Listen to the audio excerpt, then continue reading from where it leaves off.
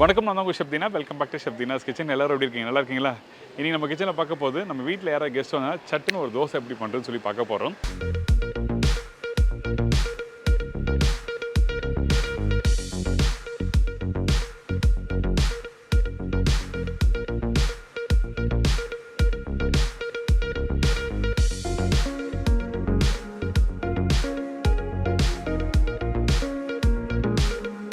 நம்ம already instant dosa போட்டிருக்கோம். இது வேறு ஒரு மெத்தடில் கொடுத்துருக்கேன். அதாவது வீட்டில் இருக்க அரிசி மாவு, தயிர், ரவை இதெல்லாம் வச்சு சட்டுன்னு பண்ணலாம். அந்தளவுக்கு ரொம்ப ஈஸியான ரெசிபி. நீங்கள் கிறிஸ்பியாக வேணால் நான் சொல்கிற மெத்தடில் ட்ரை பண்ணி பார்க்கலாம். அப்படி கிறிஸ்பியாக பண்ணுறது கொஞ்சம் கஷ்டமாக இருக்குன்னா அந்த டைமில் நீங்கள் வீட்டில் கல் தோசை பண்ணுவீங்களே அந்த மாதிரி ஈஸியாக நீங்கள் ஊற்றி நீங்கள் சாப்பிட்லாம். இதோட ஒரு சூப்பரான மதுரை ஸ்டைலில் பண்ணுற இந்த கார சட்னி எப்படி பண்ணுறது பார்க்க போகிறோம். இந்த கார சட்னி அந்தளவுக்கு அருமையாக இருக்கும். எப்படி இந்த தோசை வந்து நல்லா கிறிஸ்பியாக முறுமுன்னு வருமோ அது மாதிரி அந்த கிறிஸ்பியான தோசையோட தொட்டு சாப்பிட்றதுக்கு ஒரு பெஸ்ட்டான சட்னி தான் இந்த சட்னி. இப்போது இந்த ரெசிபிக்கு தேவையான பொருட்கள்லாம் பார்த்தலாமா? இந்த ரெசிபிக்கு தேவையான பொருட்கள்: கேரட் 1 நம்பர், அரிசி மாவு 1 கப்பு, ரவை 3/4 கப்பு, தயிர் 3/4 கப்பு, வெங்காயம் 1 நம்பர், பொடிசா நறுக்கி இஞ்சி 1 டேபிள் ஸ்பூன், சீரகம் 3/4 டீஸ்பூன், மஞ்சத்தூள் சிறிதளவு, கொத்தமல்லி தேவையான அளவு, உப்பு தேவையான அளவு, எண்ணெய் சமைக்கிறதுக்கு தேவையான அளவு. இதாங்க இந்த ரெசிபிக்கு தேவையான பொருட்கள். நம்ம வீட்டில் எப்போவுமே தோசை மாவு, இட்லி மாவு இருந்ததுன்னா ஈஸியாக வீட்டில் குக் பண்ணலாம். அப்படி இல்லாத டைமில் இந்த மாதிரி பேட்டர் ரெடி பண்ணி நல்லா கிறிஸ்பியாக ஒரு தோசை ரெடி பண்ணுறது பார்க்க போகிறோம். ஃபஸ்ட்டு நம்ம என்ன பண்ணுறோன்னா, இந்த பவுலில் அரிசி மாவு போட்டிருக்கேன். அதுக்கு பிறகு ஃபைனாக திருவி வச்சுருக்கேன் இந்த கேரட்டு, அதுக்கப்புறம் கொஞ்சம் கொத்தமல்லி, சீரகம். இந்த சீரகம் எதுக்காக இந்த இடத்துல யூஸ் பண்ணிக்கிட்டேன்னா, அந்த சீரகம் குக் பண்ணி முடித்த பிறகு சாப்பிடும்போது சீரகத்தோட ஃப்ளேவர் நல்லா கொடுக்கும். நீங்கள் கண்டிப்பாக நார்மலாக சாப்பிட்ற தோசைக்கும் இந்த தோசைக்கும் நிறைய வித்தியாசம் இருக்குது. இதுக்கு பிறகு ரவை போட்டிருக்கோம். அதே மாதிரி தயிர். இந்த தயிர் புளிப்பு தன்மை இருந்தால் சாப்பிட்றதுக்கு நல்லாயிருக்கும். அதனால் தயிர் 3/4 கப்பு சொல்லியிருக்கேன். இதுக்கு பிறகு பொடிசா கட் பண்ணி வச்சுருக்க வெங்காயம் போட்டிருக்கோம். அதே டைமில் கொஞ்சம் மஞ்சத்தூள், உப்பு,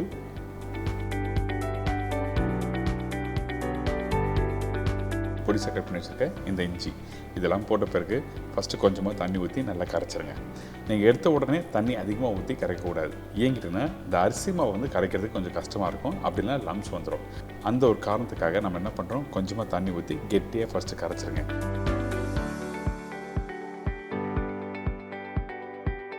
கரைச்சி முடித்த பிறகு தேவையான அளவுக்கு தண்ணி ஊற்றி கரைக்க போகிறோம்.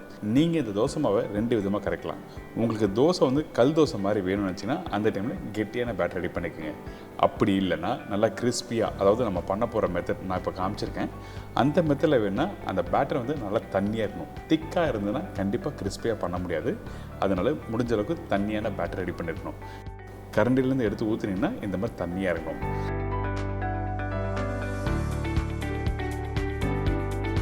இதுக்கு பிறகு தோசைகள் கரெக்டாக சீசன் பண்ணுங்கள். அதாவது கொஞ்சம் வெங்காயம் வச்சு நல்லா தேய்ச்சிட்டு அதுக்கப்புறம் இந்த மாவு எடுத்து கொஞ்சம் லைட்டாக 2-3 கரண்டி எடுத்து ஊற்றணும். நீங்கள் நார்மலாக கல் தோசை ஊற்றுற மாதிரி இல்லை, இது லைட்டாக தெளிக்கணும். இந்த மாதிரி தெளித்த பிறகு அந்த மாவு நல்லா வெந்து வரும் பார்த்தீங்களா, அதுக்கு பிறகு கொஞ்சம் லைட்டாக எண்ணெய் ஊற்றி மீடியமான ஃப்ளேமில் வச்சு குக் பண்ணால் தான் இந்த தோசை நல்லா கிறிஸ்பியாக வரும். நீங்கள் நார்மலாக வீட்டில் ரவை தோசை ட்ரை பண்ணியிருப்பீங்க. அதே மெத்தட் தான், ஆனால் கொஞ்சம் சின்ன சின்ன சேஞ்சஸ் கொடுத்துருக்கேன். கண்டிப்பாக டிஃப்ரெண்ட் டேஸ்ட் இருக்கும். கண்டிப்பாக ட்ரை பண்ணி பாருங்கள்.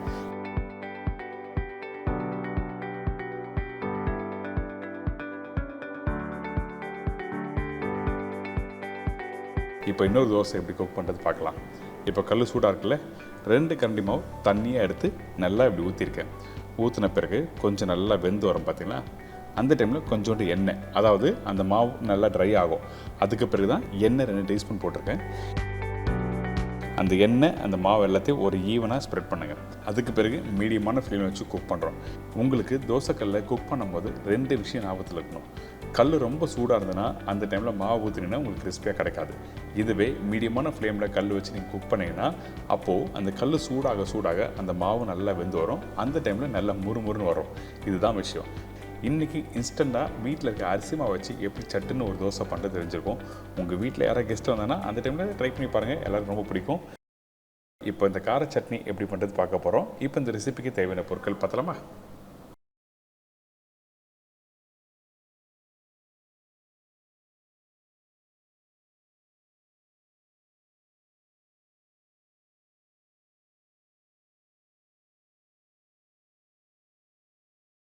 சின்ன வெங்காயம் 200 கிராம், பெரிய வெங்காயம் 2 நம்பர், இஞ்சி 25 கிராம், அதாவது 4லேருந்து 5 துண்டு. பூண்டு 15 பல்லு, பச்சை மிளகாய் 6லேருந்து 8 நம்பர், காய்ந்த மிளகாய் 10லேருந்து 12 நம்பர், டீட்டி பெருங்காயம் 1/4 டீஸ்பூன், சில்லி பவுடர் 1/4 டீஸ்பூன், கடுகு தாளிப்புக்கு தேவையான அளவு, கொத்தமல்லி ஒரு கைப்பிடி, கருவேப்பிலை தேவையான அளவு, உப்பு தேவைக்கேற்ற, எண்ணெய் குக் பண்ணுறதுக்கு தேவையான அளவு. இதாங்க இந்த ப்ரிப்பரேஷன் தேவையான பொருட்கள். இந்த மண்சட்டியில் கொஞ்சம் நல்லெண்ணெய் ஊற்றிருக்கேன். அதுக்கு பிறகு பூண்டு, இஞ்சி, பச்சை மிளகாய். இந்த கார சட்னிக்கு முக்கியமானது இந்த பூண்டு, பச்சை மிளகாய், இஞ்சி. ஏங்கன்னா அந்த காரத்தன்மை கரெக்டாக உங்களுக்கு எடுத்து கொடுக்கும். இதுக்கு பிறகு சின்ன வெங்காயம், காஞ்ச மிளகாய், கருவேப்பிலை. இந்த வெங்காயம் எதுக்காக அதிகமாக போடுறோன்னு கேட்டிங்கன்னா அந்த இனிப்பு தன்மை கொடுக்கும். அந்த வெங்காயம் கொஞ்சம் லைட்டாக வதக்கிட்டு அதுக்கப்புறம் அரைச்சி நீங்கள் சாப்பிடும்போது அந்த இனிப்பு தன்மை தெரியும். காரத்துக்கு இஞ்சி, பச்சை மிளகாய், பூண்டு, காஞ்ச மிளகாய் இந்த எல்லா இன்க்ரீடியன்ஸும் சேர்த்து சாப்பிடும்போது அந்தளவுக்கு பிரமாதமாக இருக்கும்.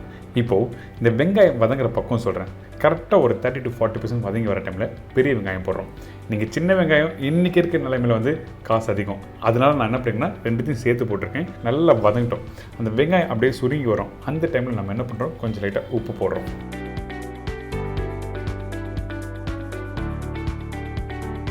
உப்பு போட்ட பிறகு கொஞ்சம் சில்லி பவுடர். இந்த சில்லி பவுடர் எதுக்காக யூஸ் பண்ணுறதுன்னா அந்த கலர் கொஞ்சம் லைட்டாக அந்த ஆரஞ்சு கலர் கொடுக்கும். அதனால தான் சில்லி பவுடர் போட்டிருக்கோம்.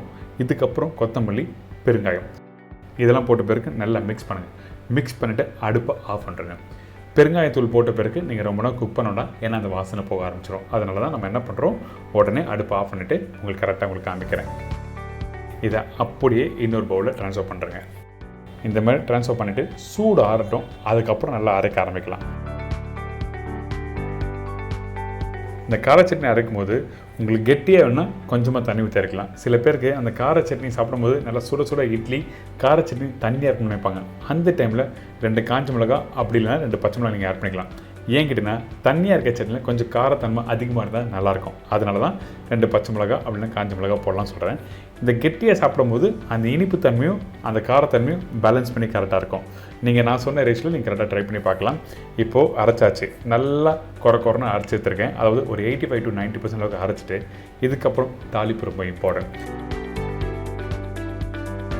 திருப்பியும் ஒரு பேனில் நல்லெண்ணெய் ஊற்றுறோம். நல்லெண்ணெய் கொஞ்சம் லைட்டாக சூடான பிறகு கடுகு. இந்த இடத்துல நீங்கள் வேணுன்னா உளுத்தம்பருப்பு நீங்கள் போடலாம். சில பேர் வந்து உளுத்தம்பருப்பு யூஸ் பண்ண மாட்டாங்க தாளிப்புக்கு. அதனால தான் நான் யூஸ் பண்ணல. வேணுன்னா நீங்கள் யூஸ் பண்ணிக்கலாம். காஞ்ச மிளகாய், கருவேப்பிலை தாளித்து அப்படியே கொட்டி நல்லா மிக்ஸ் பண்ணி எடுத்து சர்வ் பண்ணி வச்சுங்க. ஒரு சூப்பரான ஒரு கார சட்னி ரெடி.